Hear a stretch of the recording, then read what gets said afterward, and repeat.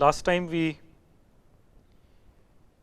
showed the equivalence of, we showed that an algebraic expander is also an edge expander with this rho factor in the edge expansion being 1 minus lambda by 2. So now we will show an almost converse statement. So you start with a rho edge expander. Now why is it an algebraic expander? In other words, why is the spectral gap large? So we started the proof. Assume that G is an ND rho edge expander, and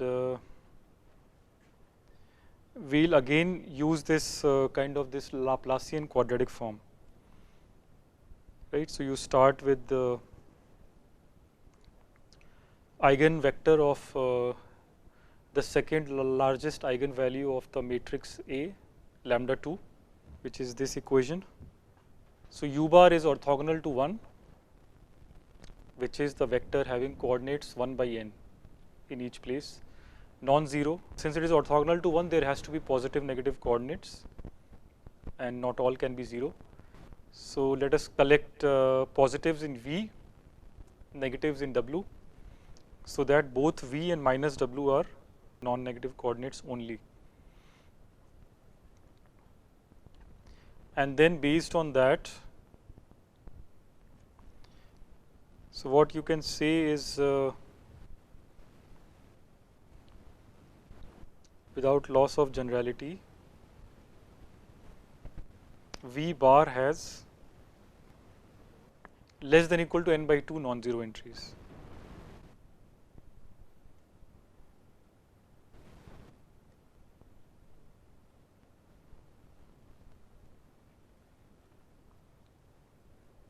Because if it has more than n by 2, then you can look at minus u, right? So if V has more than n by 2 non-zero entries, then W will have less than n by 2. So you can use W. So for that you can work with minus u.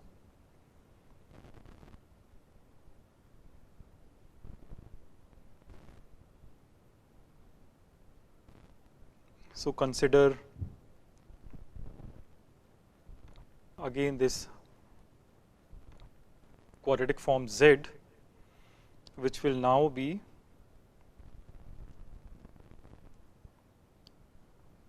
Vi square minus Vj square, and I we can take different. Okay, so that is the definition of Z.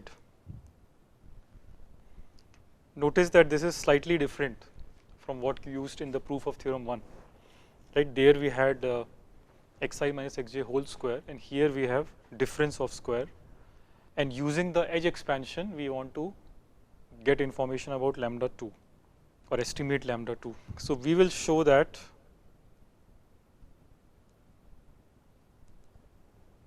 and here also assume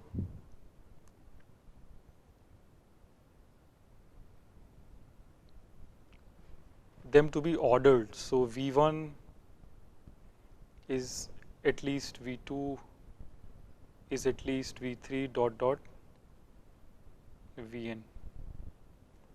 Okay, so V1 is the largest coordinate, and then you are looking at these successive differences, or all possible pairs actually, Vi square minus Vj square. But since we are looking at I less than j, so this is each of these is non-negative. Okay, so Z is a non-negative number. So we'll show that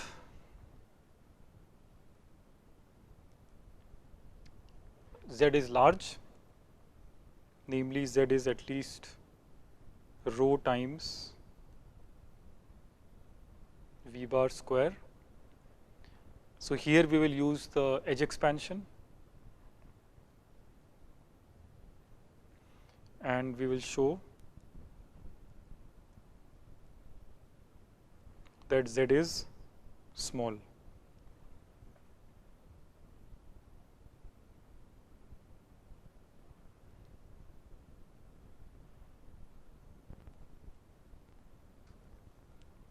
So these two claims together will give you the information about lambda 2, okay, using given rho. So the first claim we will show using edge expansion because it's about rho, so we'll use edge expansion here.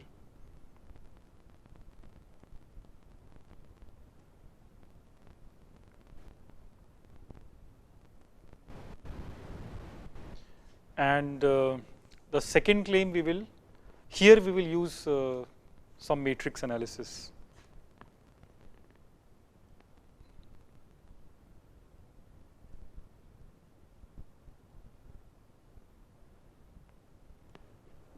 And then these two claims will give you the proof of theorem 2.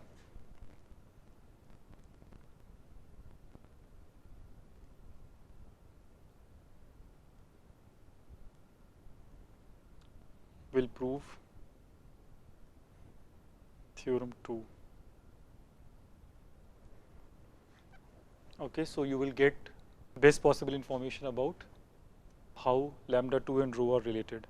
So let us first use edge expansion and prove claim 1.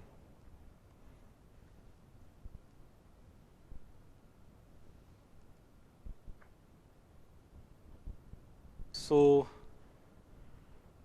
remember that we have already sorted the coordinates of V bar, and we have assumed that V bar has less than equal to n by 2 non-zero coordinates, right?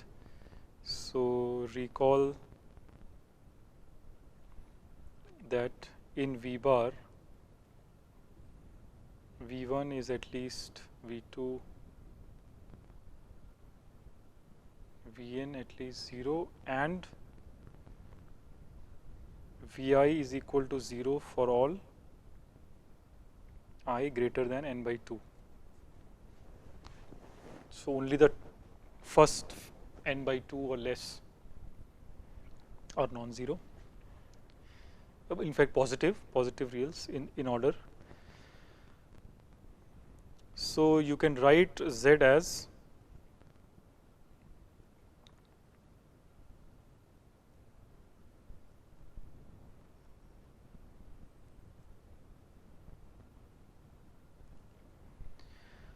the nice thing about this expression is this will slowly connect to number of edges going out of the subset of vertices 1 to k.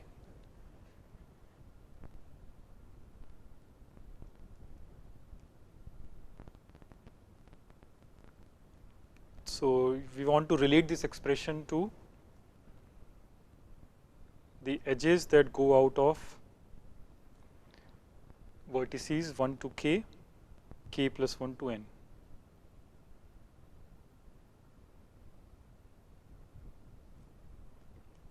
And once you have that relationship, then from there you can use the rho edge expansion, right? So what we will do is we will rewrite this expression by looking at consecutive differences. So Vk and Vk plus 1.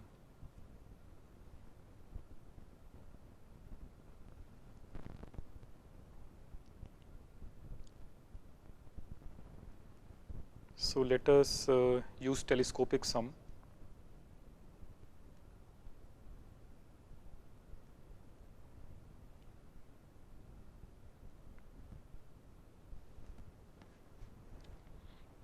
And now flip the sum. There are two summations, so flip them. So bring k on the top,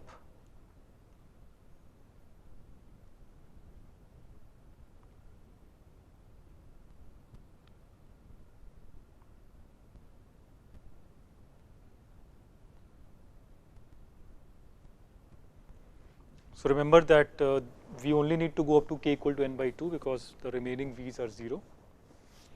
And for a fixed k, what are the ij's that are of interest, right? So the ij's of interest are the crossing edges because only then is aij non-zero. So you will get number of edges that cross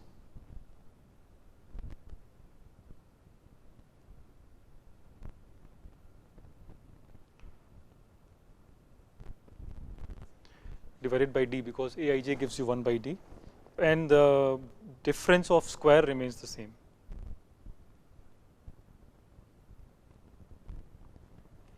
Right, that is what you get when you flip the sum. So the outer sum, when it goes inside, it gives you this number of crossing edges.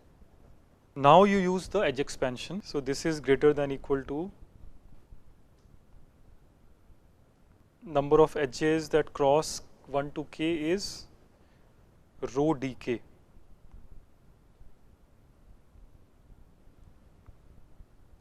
At least, right, by edge expansion. And vk square minus vk plus 1 square.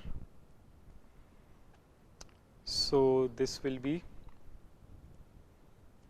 then only rho comes out, d cancels, so you get k equal to,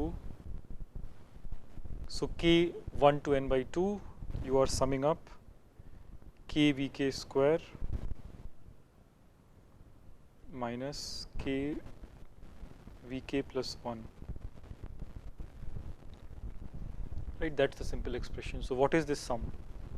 So this sum is equal to, we again reduce this to some telescopic sum. Let me not use this notation. So k is 1 to n by 2, right? So you will get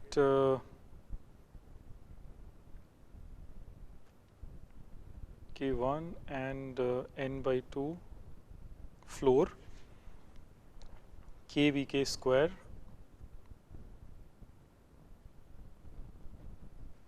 so I want to write this as k minus 1 vk square.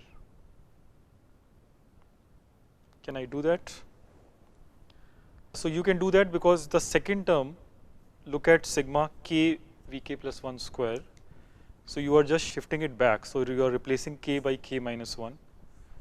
Right, so you can see that on one side k equal to 0, this term will be 0, summed will be 0, and on the other side for n by 2 plus 1, this summed will be 0.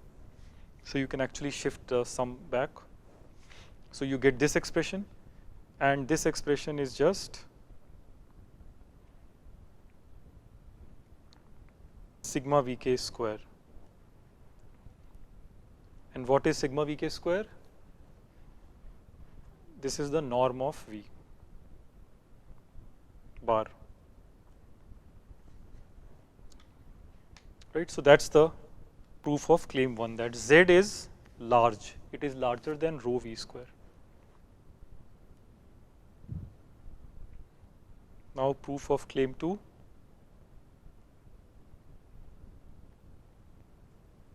So claim 2 was, now you have to show that z is small in terms of lambda 2, right? As a function of lambda 2, it's small. So we have to now look at z in a different way by matrix action, do some matrix analysis. So z and lambda 2 are fundamentally related.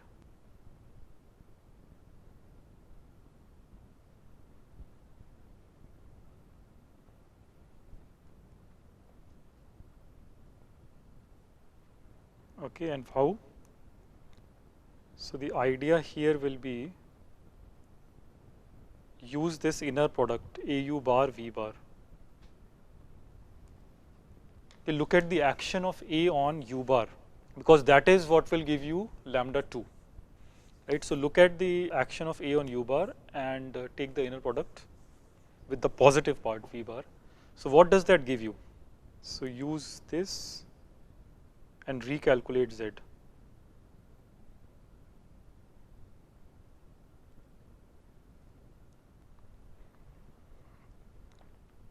So AU bar V bar is equal to lambda 2 U bar V bar, which is equal to lambda 2 V bar plus lambda 2 W bar, right? Express U as V plus W.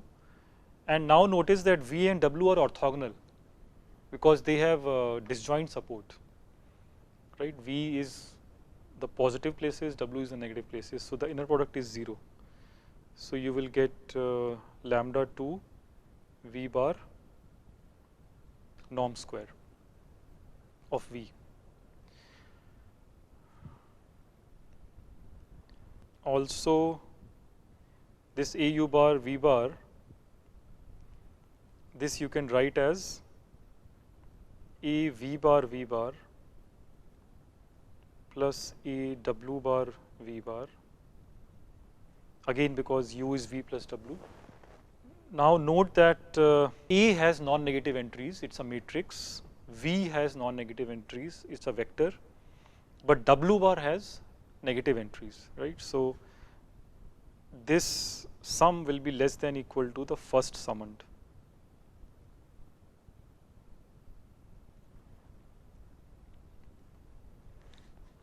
Right, so we have these two things, so which means that lambda 2 is less than equal to AV bar V bar inner product divided by norm of V square, which means that 1 minus lambda 2 is at least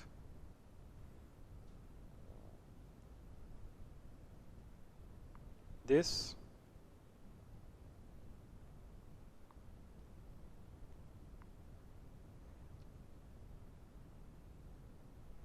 remember that our goal is to reach Z, right? And Z had Vi square minus Vj square. So that is where we are trying to reach.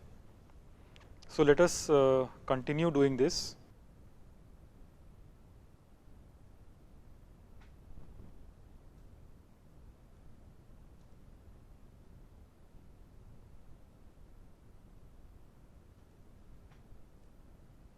So we'll do these calculations as follows.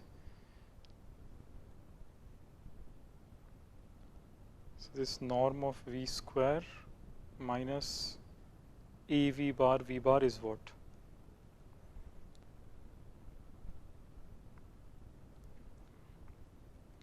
Sigma Aij Vi Vj, right, for all ij. And let's throw in a 2 here, double that.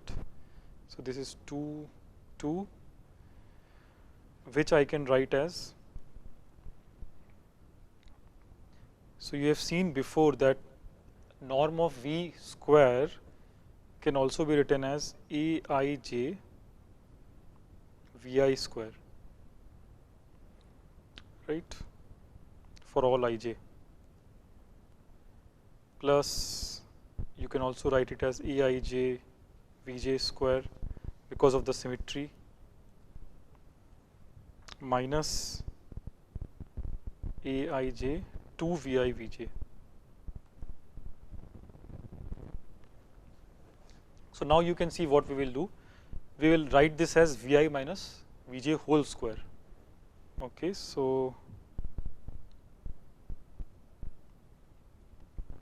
this is equal to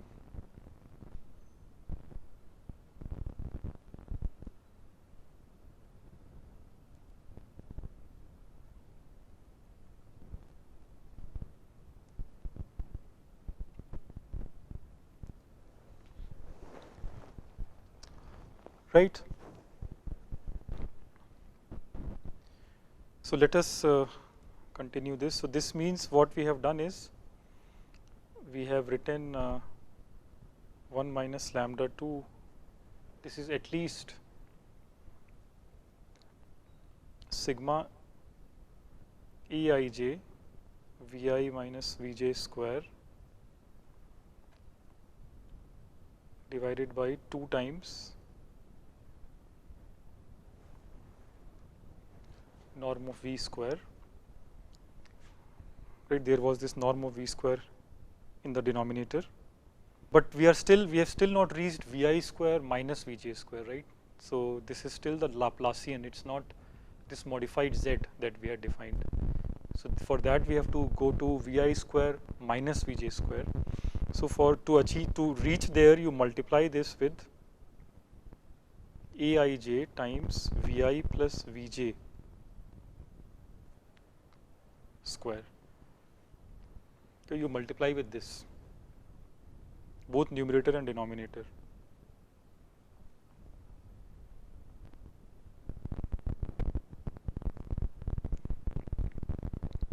So when you do this, you will get sigma Aij Vi square minus Vj square whole square divided by 2 norm of V bar square sigma Aij Vi plus Vj square. Right, that is the big expression you get. So we have reached almost Vi square minus Vj square, but it is still not clear whether it is z.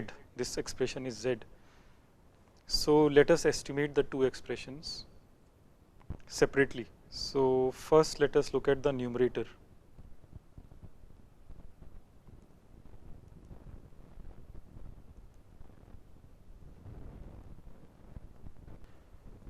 So the numerator is at least sigma Aij times Vi square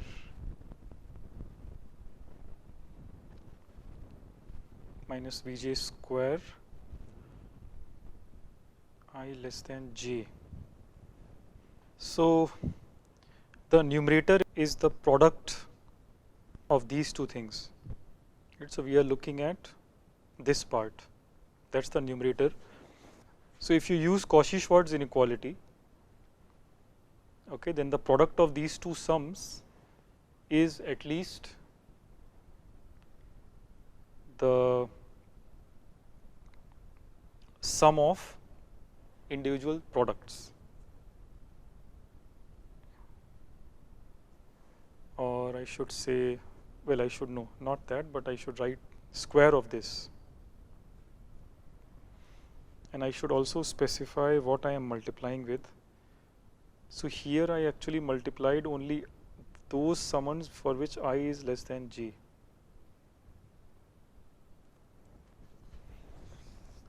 Okay, and note that in this first sigma Aij Vi minus Vj square, if I and j are equal, then it doesn't contribute, and when you flip I and j, then you get the same contribution, right? So it is being counted twice. So you get a factor of 2 here. Okay, so the numerator estimate is giving you 2 times sigma Aij Vi square minus Vj square. So this is by Cauchy-Schwarz inequality.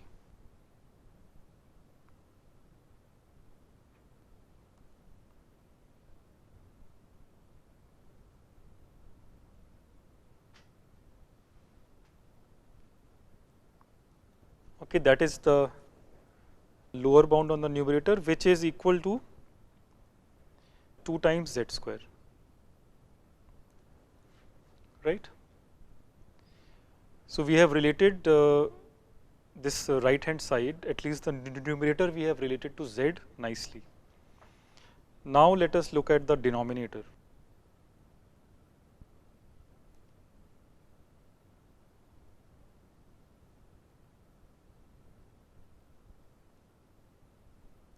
So the denominator we have to upper bound, right? So that for the ratio we get a lower bound. So denominator is at most what? So I'll first write sigma Aij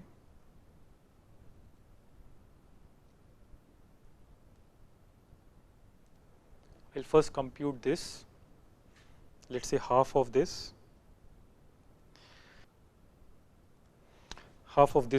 this expression is equal to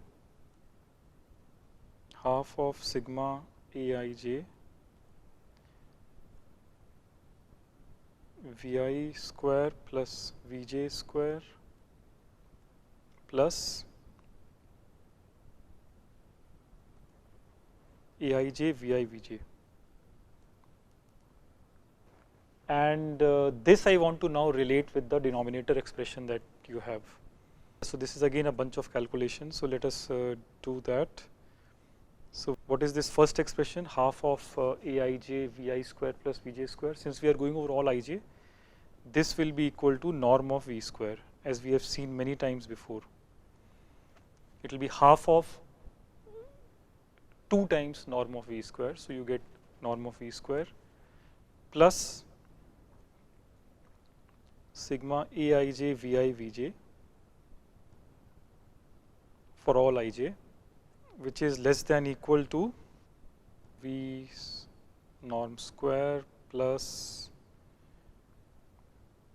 half of sigma aij vi square plus vj square, which is again just norm of v square. So you get 2 times norm of v square.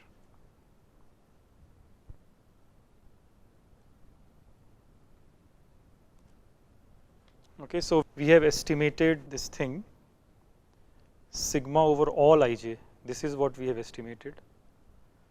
So from this you can deduce that sigma aij vi plus vj square for I less than j.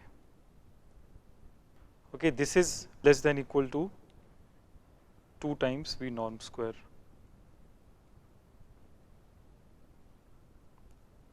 Because we have estimated half of that expression, which also gives you an estimate on the denominator, this term. And now when you combine everything that we have learnt, you will get the following. So combining all inequalities, what you will get is 1 minus lambda 2 is greater than equal to, for the numerator you learn 2z square, and for the denominator you got 2 times norm of v square times this again 2 times norm of v square. So which implies that 1 minus lambda 2 is at least, or square root of this. This is at least z square by 2 norm of v square, which implies that z is less than equal to square root of 2 1 minus lambda 2 norm of v square. So there might be, I have to recheck this calculation. If there is a mistake, then I'll update in the PDF.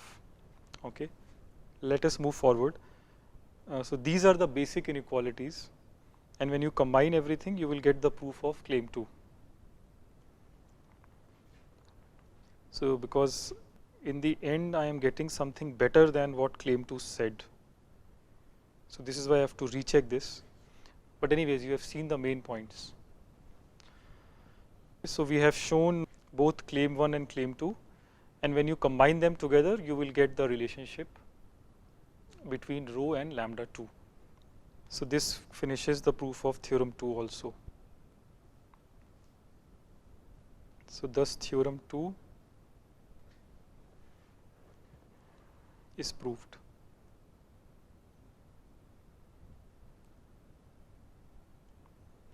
Okay, so the key things that we used in all these proofs to relate algebraic expansion with combinatorial expansion was this Laplacian quadratic form,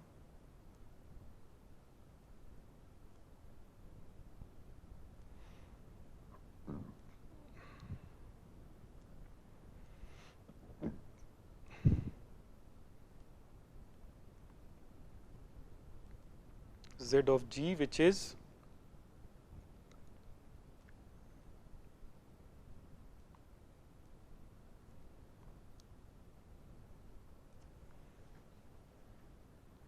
okay, we use this square of this, and that was that's certainly the case in theorem 1. In theorem 2 also, although we started with xi square minus xj square, ultimately we did use this xi minus xj square as well. When we did this Cauchy-Schwarz inequality, we actually got something like that. Okay, so in both the proofs, this kind of object was critical, and the reason is intuitive reason is that this quadratic form carries information about expansion and sparses cut in graph.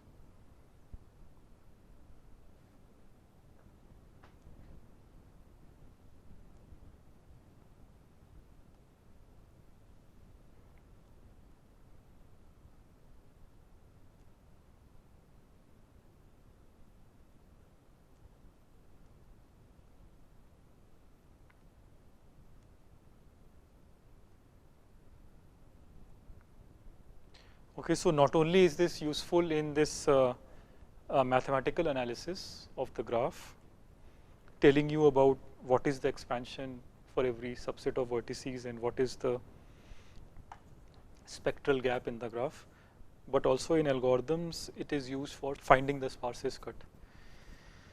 Okay, so this is a very important object, and so you have to carefully look at these calculations again and get an idea of actually what we did. These were pretty intense calculations. So next what we will do is one application of expanders. So first, in this business, the first thing you saw was this randomized algorithm to solve connectivity in a graph in log space, right? But this was randomized log space. Still, it is a very non-trivial algorithm, the reason why it works. And from there, we got the idea that maybe we can study graphs which are highly connected. So you can reach anywhere with equal probability in just log many steps. And we defined algebraic expansion and combinatorial expansion. Now, at this point, we don't know whether these things exist. We have defined them. We don't know whether they exist. So we'll solve that problem later. For now, just take it on faith that they do exist. And so now, how can you use these objects? Okay, so there is this algorithmic application that we will see.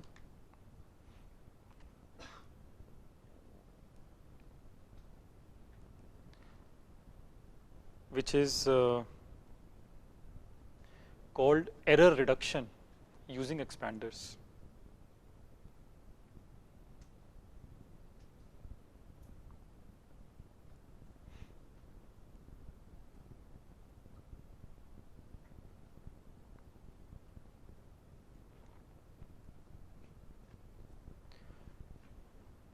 So this is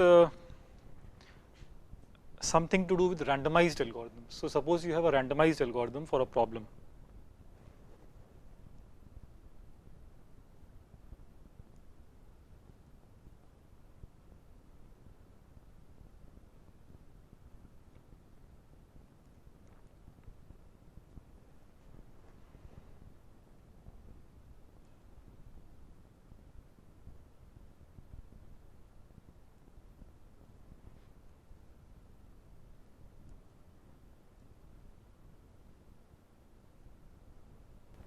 Makes an error probability is less than equal to 1/3.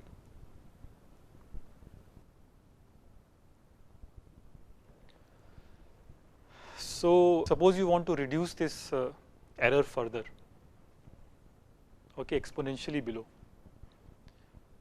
So suppose random bits that it needs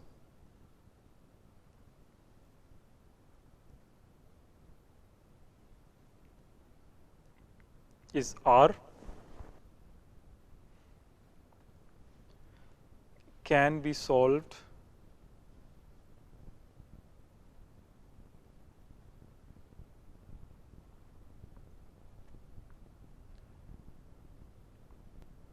with a much smaller error.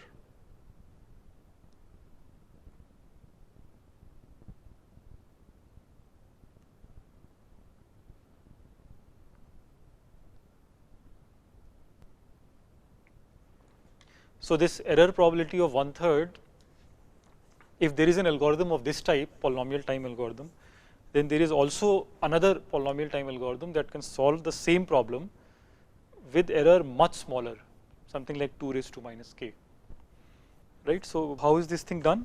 This is just repeating the algorithm again and again with different random bits, right? Repeating this experiment k times. So the naive way is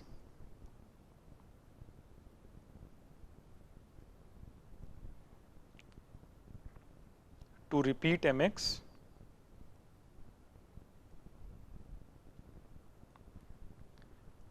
k times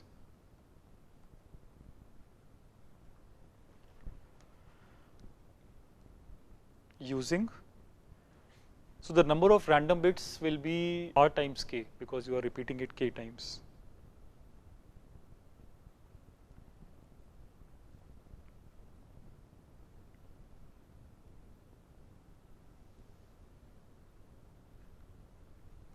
So if you repeat it k times, random bits are also much more, and you will get error probability exponentially smaller. Time will be just k times. So the question we ask is, can you save on these random bits? So can you do better?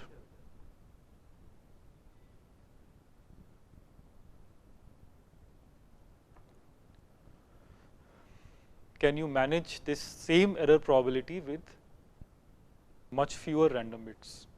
So we'll show that by expanders,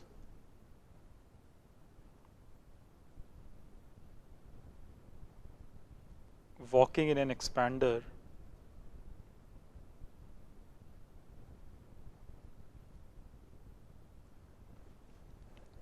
we can manage this in r plus k random bits.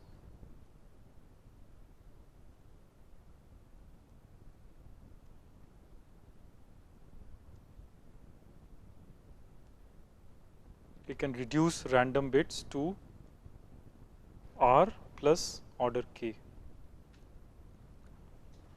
So instead of multiplicative growth, you will only get additive growth.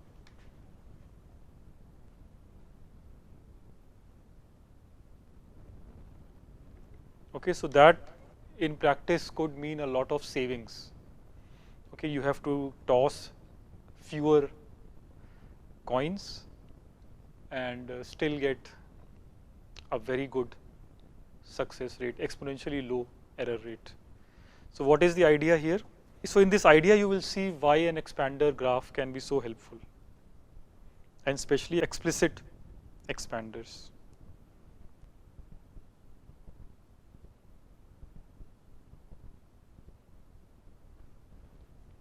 So if there are explicit expander constructions, then you can achieve this. So the idea is as follows. You pick a random vertex in your expander graph. So that will need, let's say, r bits, and then you do a random walk, k steps. The vertices which you reach, you use them as random bits or random strings for your algorithm, the algorithm m of x. So start with a 2 raised to r d, let's say 0.1 expander,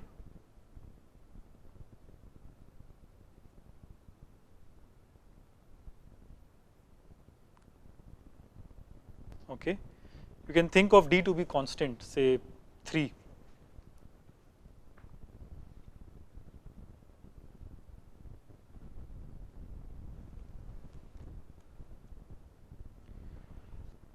And assume that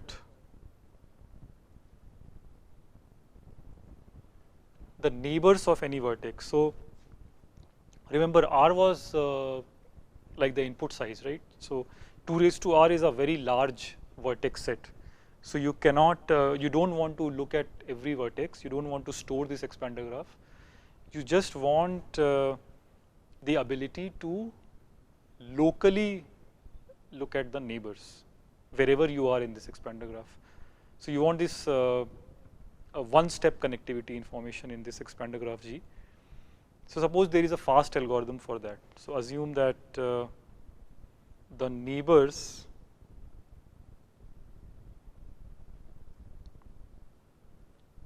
of any vertex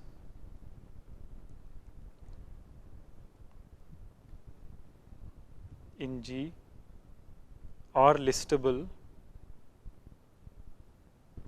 in poly R time.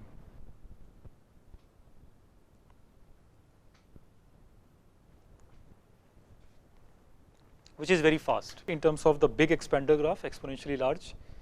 It's very quickly you can find the neighbor of any neighbor set of any vertex V in the graph. So suppose this is what I'm calling explicit expander. So if you have such explicit expander construction, then you can actually do a random walk, k steps. Okay, so you will get these k strings, and I mean corresponding to every vertex there is a string, right? There is a string of R bits. So you will get these k strings, each of R bit, and use these k strings in your randomized algorithm MX as random strings. So we have to, obviously it is not clear what will be now the error probability of M. Like that seems to be a complicated thing. So next time we'll do that analysis. But the sketch of the algorithm is just this. So choose a vertex,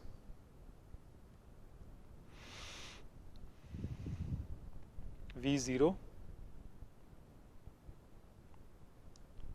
at random,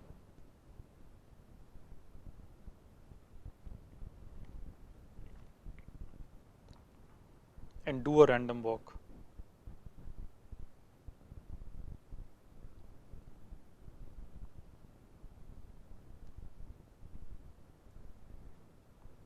For k steps.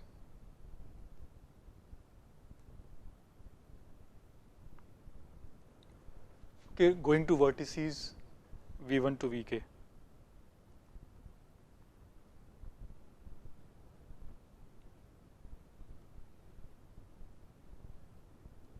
So you pick a random vertex V0 in your explicit expander G, and then you do a random walk for k steps. So that is V1 to Vk. Okay, so now you have V0 to Vk vertices. Remember, each vertex you can think of as an R bit string. So use strings V0, V1, Vk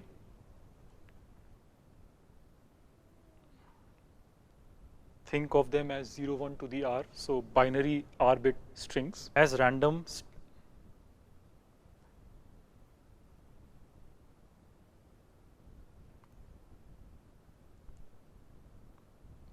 string. This is quote unquote random because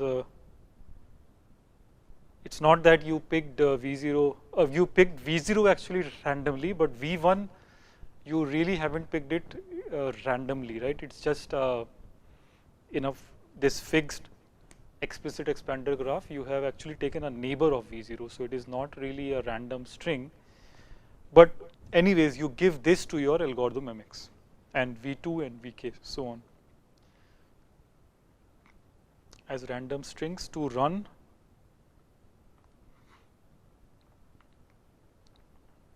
M on the input X k plus 1 times.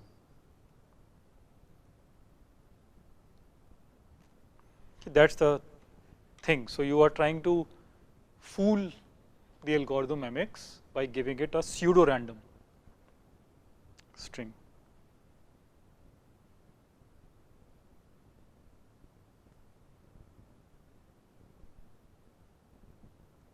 So will this work is the question, or how well will this work? What will be the error probability of this algorithm M repeated k plus 1 times?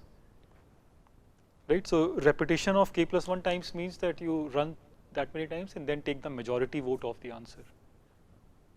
So finally you take the majority vote. So finally output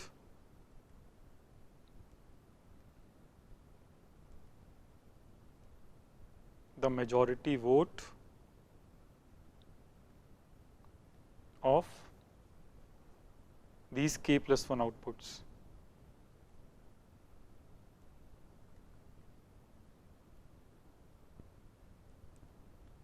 That is the modified algorithm MX. Okay, so according to where you reach in the expander, explicit expander graph, you use that as a random string, give it to MX. MX will do a computation and output something. So you get k plus 1 outputs, take the majority vote, that is the final answer. So what we will show is the following. So we'll show that error probability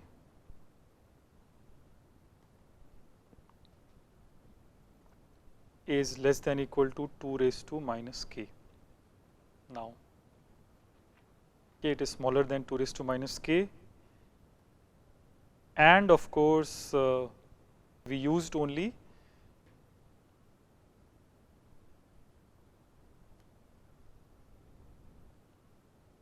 R for V0, R bits, R random bits, and then the remaining were k random bits. But I mean the neighbors are d many, right? So every time you are picking one, so that's log d random bits. So k times log d. So which is why we said R plus O of k random bits.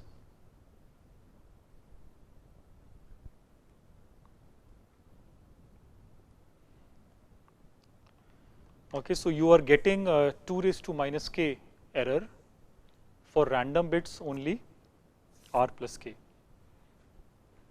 The trivial would have given you R times k. That's the improvement. So this is much smaller than R times k. Okay, so that's the big improvement, quadratic to linear. So the question is, how do you show this? You don't know anything about the algorithm M. Right, M is an arbitrary randomized polynomial time algorithm, and the explicit expander is also doesn't have any extra property. So the algorithm and the expander are unrelated. So you have to now analyze the algorithm, this unknown algorithm, using this unknown expander. Right. So how will you do this? So this is a very interesting exercise. We'll finish this proof next time.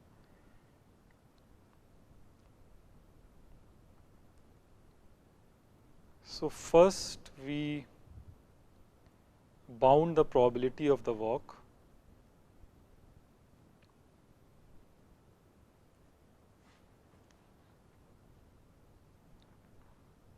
of the random walk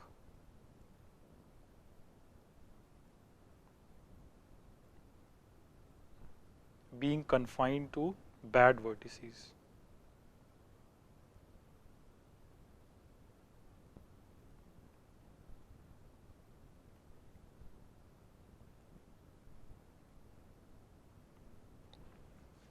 So what are bad vertices?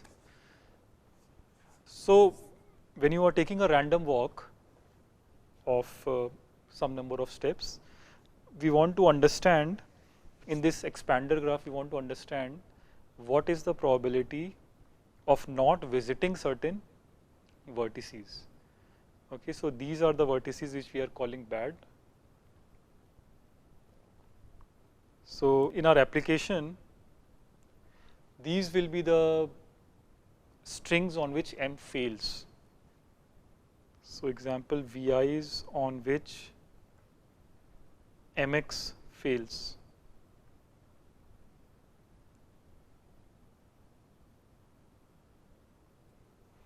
Okay, so these vertices we don't want to touch or we don't want to reach. So what is the chance of avoiding all these vertices, bad vertices? Let us first calculate that. So that is a famous theorem by Aitai, Komlosh and Zemeridi.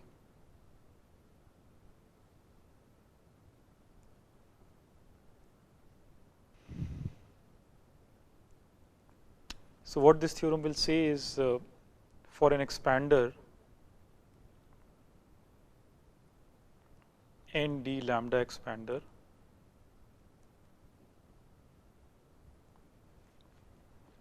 and bad vertices B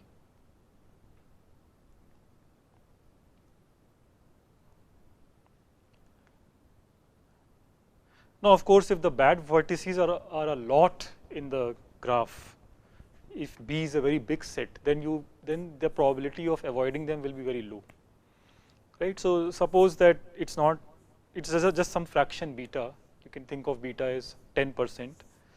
So say only 10% vertices are bad, so we don't want to reach them.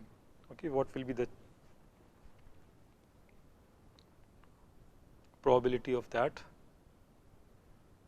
Then the probability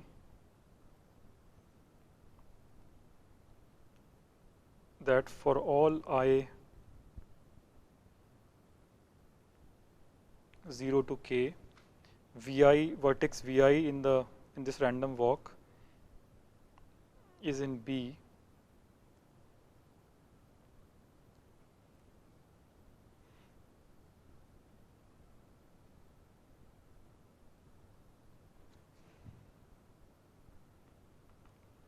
so probability that every vertex is bad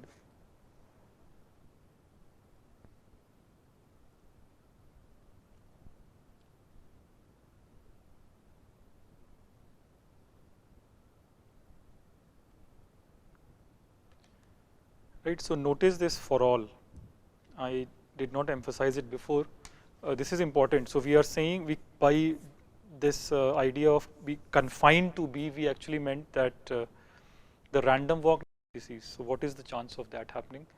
So you would expect it to be quite small, the chance to be quite small if as long as the bad vertices are few, and that is what this statement is saying. Okay, so that it's exponentially small.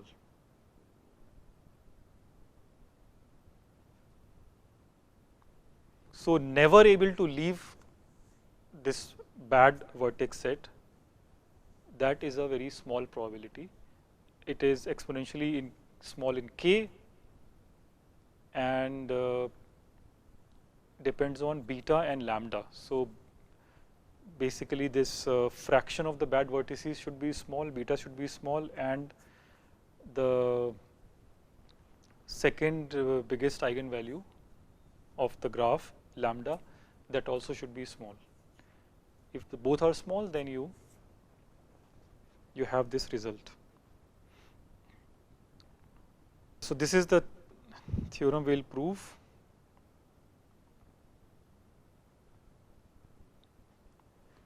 And once we have shown this, then we'll have to analyze or estimate the probability of the random walk reaching more than half vertices being bad. Okay, so once we have this, we'll also estimate the probability of greater than half of V0 to Vk being in B.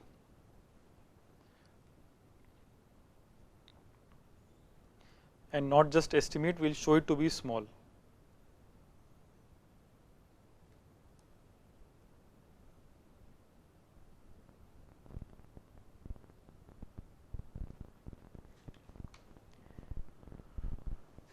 Okay, so once we have this, once we show that the probability of more than half of your vertices visited being bad is small, once we have shown that probability to be small, then we are done.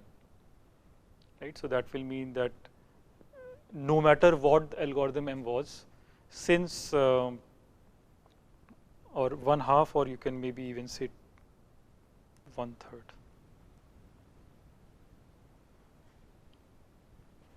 So basically what it would mean is that in this random walk that we are taking, usually less than 1/3 of the visited vertices will be in B, will be bad. Okay, the 2/3 will be good. So 2/3 of the answers will be right. So actually half would also do. Half would also do. Yeah, so less than half will be, usually less than half will be bad. So at least half are good. So on which M of X will give the correct answer. And so when you take the majority vote, you will get the correct answer with high probability. Okay, this is how we'll approach this. So this theorem of Aitai and others we'll do next time by matrix analysis, which will be an interesting exercise. Will build on what we have done before.